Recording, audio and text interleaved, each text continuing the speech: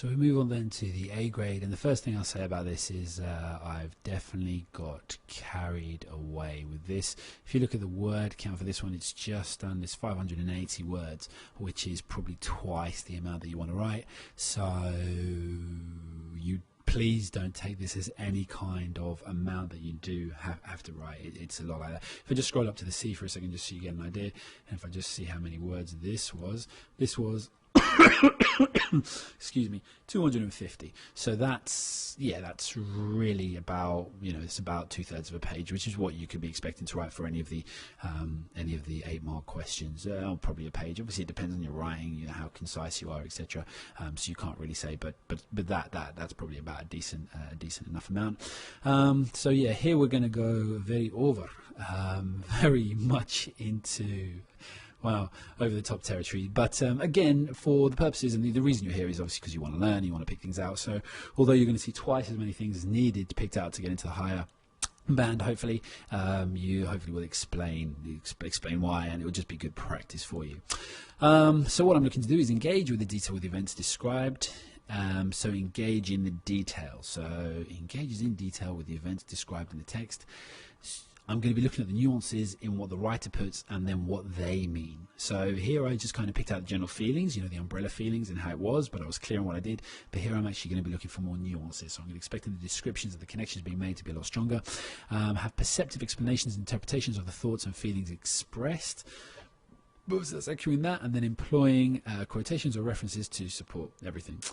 So you're getting the feel now, hopefully, that it's just everything can be, because if we go through the mark scheme, that one you have to be perceptive and detailed, that one you have to be perceptive and detailed, that one you have to be perceptive and detailed. So all the questions really, the skill isn't massively different, but the items that you're writing or focusing on in your analysis are going to be different, but the level at which you need to go to is all the same. I hope that makes some sense.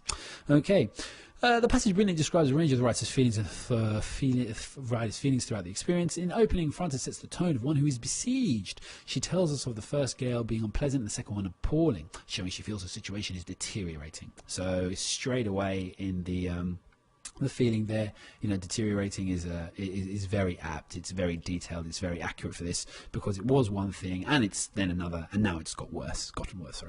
Worse still is that she's unprepared for another blow, highlighting the feeling that she's relentlessly being battered by the sea. So it's a really fitting term to encapsulate her feelings, because the waves are relentless in a storm and she's being battered, and obviously there is the boat, but it fits perfectly in there.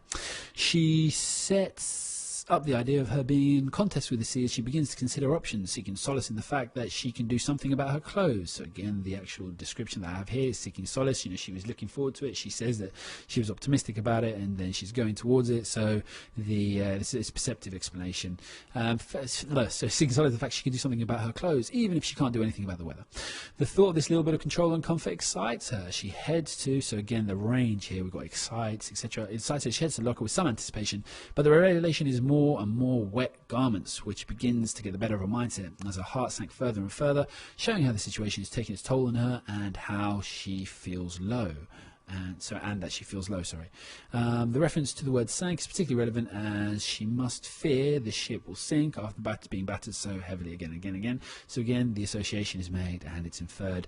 So that's strong. Now that on its own, is kind of sitting very happily in there. If that was all you put, then it wouldn't be enough, because you wouldn't have had a detailed engagement, a strong engagement all the way through.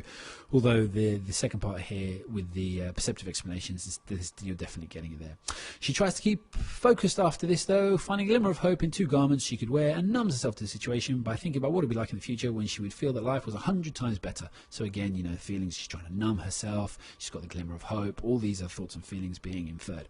Here she shows her hopes and strength by looking forward. Though she is taking a beating, she's down but not out. So that's really superfluous. hopes. You didn't need that at all. I guess what I was trying to get in there was the hopes and strength bit, just again to show the range and what I'm inferring. But this last part is don't do that. As events get worse, we find her actions mirrored by a description of her thoughts.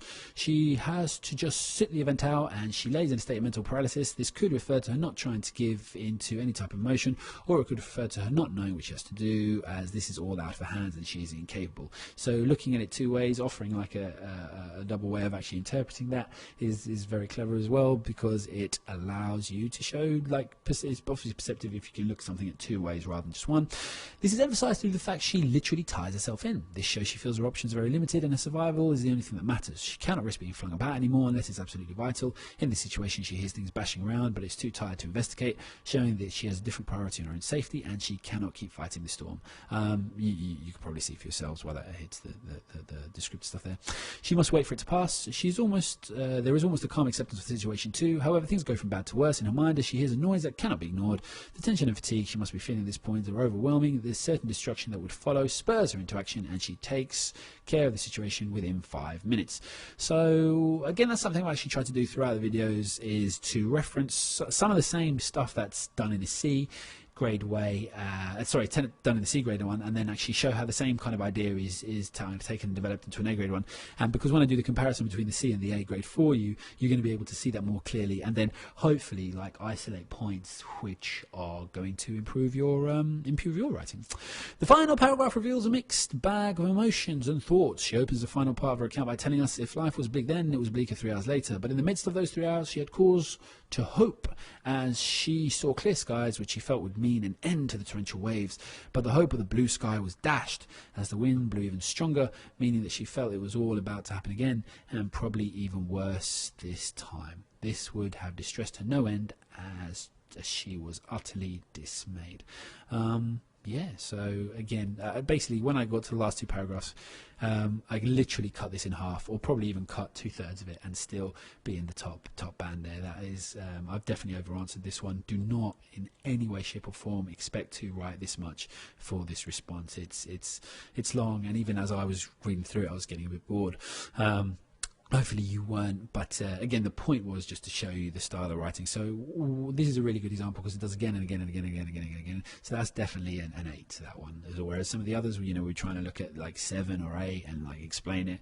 That's actually a bad example by me. I was trying to give you stuff so you could actually pick out the ideas. And unfortunately, I haven't really done that. It's a bit overwhelming, that one. So I'll make sure I correct it for the next A grade video, and I'll make sure that one's more borderline, so you can see something that you can actually learn from. Apologies.